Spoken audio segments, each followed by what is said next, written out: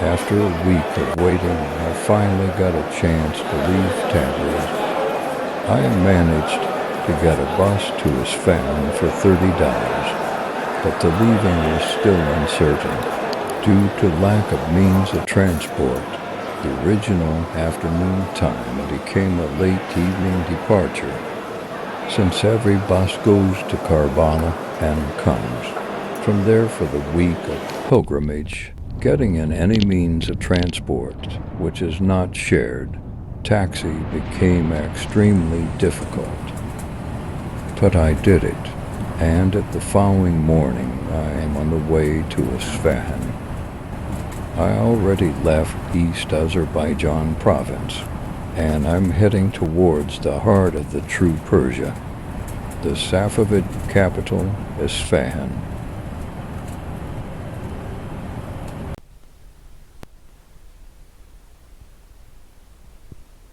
Last time when I was here, at the year of 2009, Iran went through a serious political crisis. What started on this day is eerily similar to those times. The only thing I have noticed from all of this is now that internet access has been suspended across the country. The Imam Khomeini Square, in its former name Shah Square, the largest enclosed square in the world. The current political unrest is different than it was in 2009 because it's not merely political. Iran is a country plagued by hyperinflation. Everything gets more and more expensive, and unemployment skyrockets. Today, a student graduates from the technical university. By tomorrow will add to the unemployment statistics. It is difficult to imagine the hopelessness and apathy in which the locals live in this beautiful, idyllic, historical place. Today I spoke to a vendor in the bazaar whose only customer was me. Today I bought a fridge magnet from him, and turned out he is also officially unemployed. All he does is help his brothers sell in the shop. Hello, welcome to Isfahan. And here's another friendly local carpet vendor. According to a local proverb, whoever has been to Isfahan has already seen half the world. Looking at this place with a magical atmosphere, I can only think that this country has much more potential than it lives up to. The supporters of the government say every crisis is triggered artificially from abroad by America and Israel. The Western sanctions are to blame for economic crisis.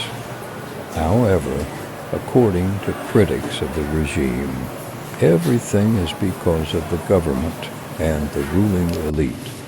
One thing is sure: Iran and the Iranians deserve better. It's a pity for this talented and intelligent nation. Today, an entire generation of talented young people faces uncertainty. Now I'm heading towards the old brick bridge. The river is completely dry at this time of the year.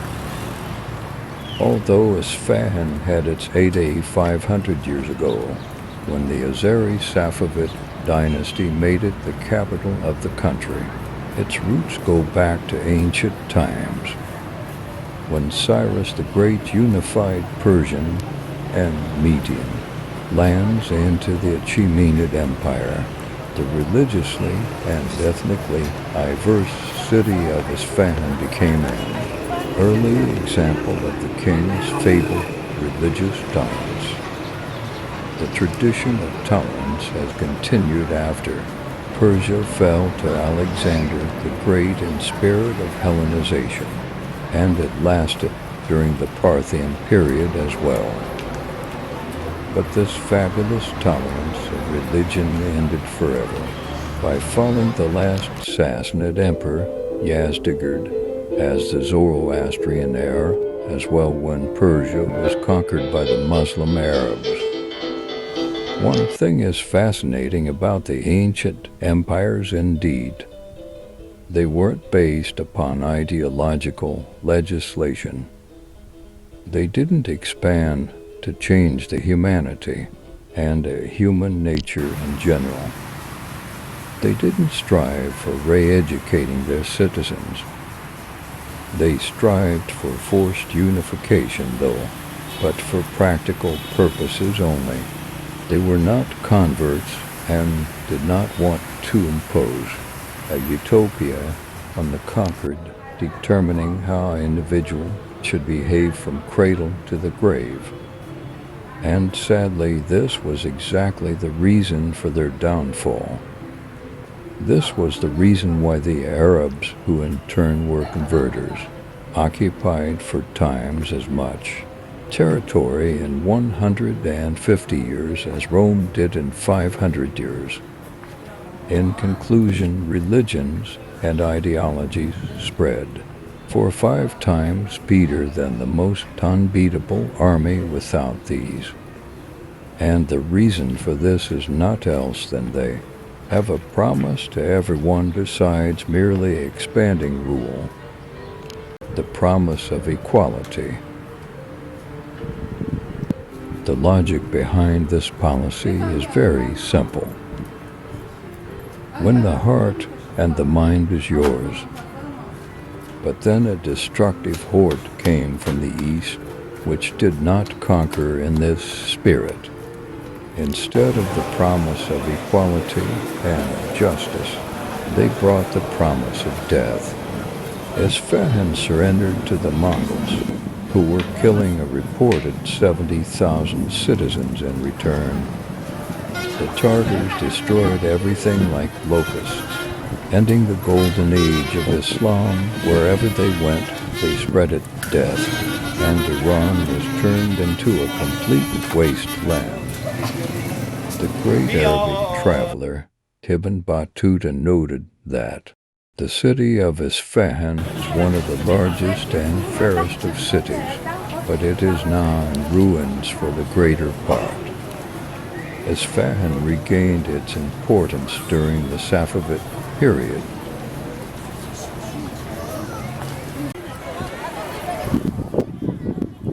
As night falls, a kind of fiesta begins on Imam Square.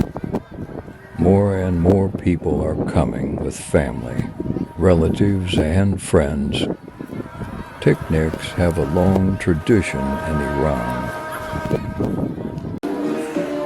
Something really fascinates me about this culture. Despite all the difficulties, people are able to see the beauty in all circumstances and feel good about themselves.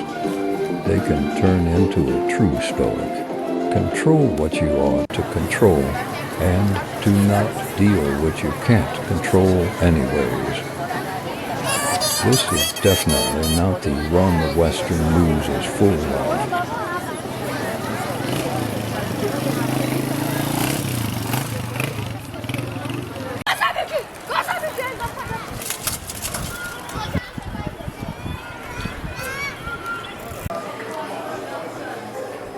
But whichever narrative we look at the events from, this country will change a lot in the coming weeks, and I'm not leaving the country I entered. It goes without commenting, because the atmosphere speaks for itself. With these scenes, I say goodbye. In the next part, I will return to Tabriz because my old friend, whom I already talked about, but didn't finally texted that he was waiting for me. See you there. As always, thanks for sticking with me. Enjoy the atmosphere for the rest of the episode.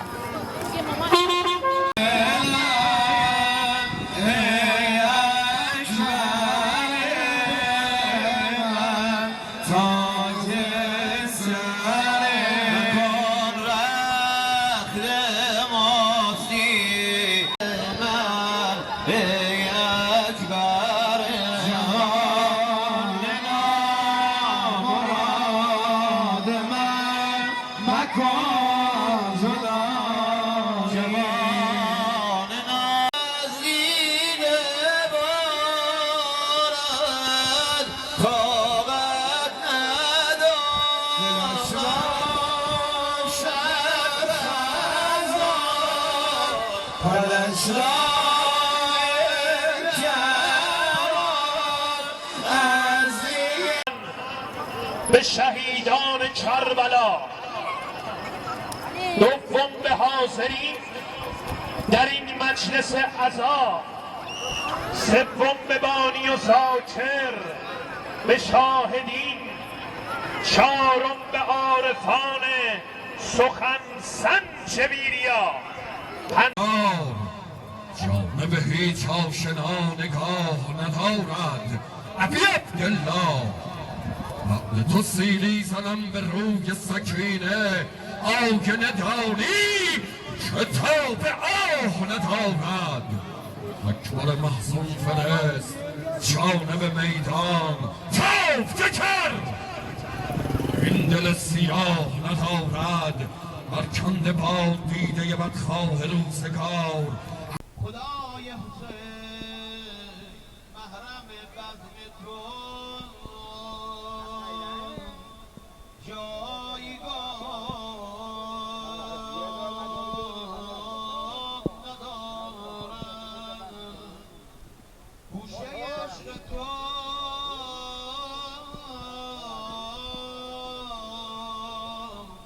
منزلم شده یار.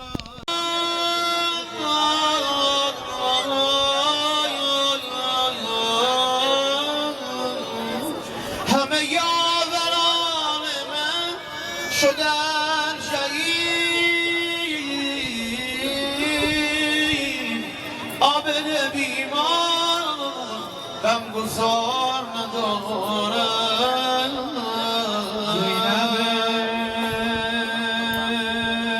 زینب غم دیده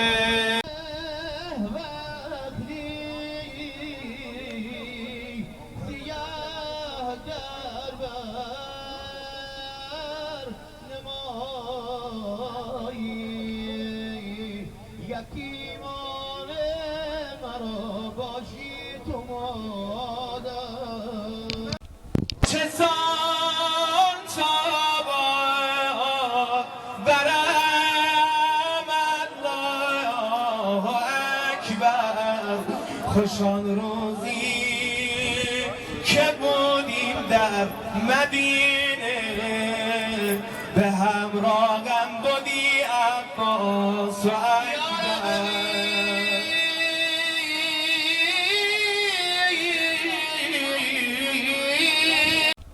چه سان چابا برم الله اکبر. خوشان روزی که بودیم در مدینه، به همراهم بودی عباس و اکبر.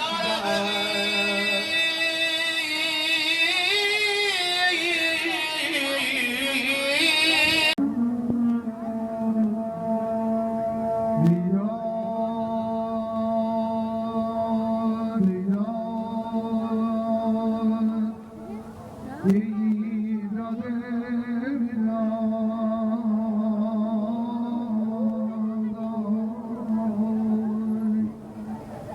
امان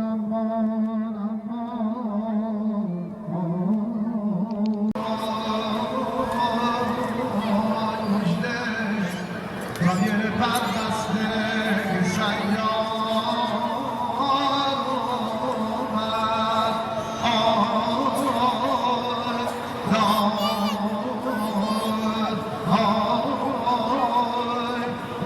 شک کرب و بلا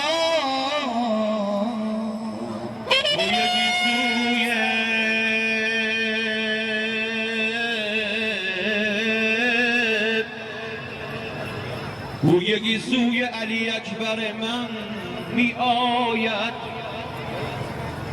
یاسته با مشت فشان سوی چمن می آید علی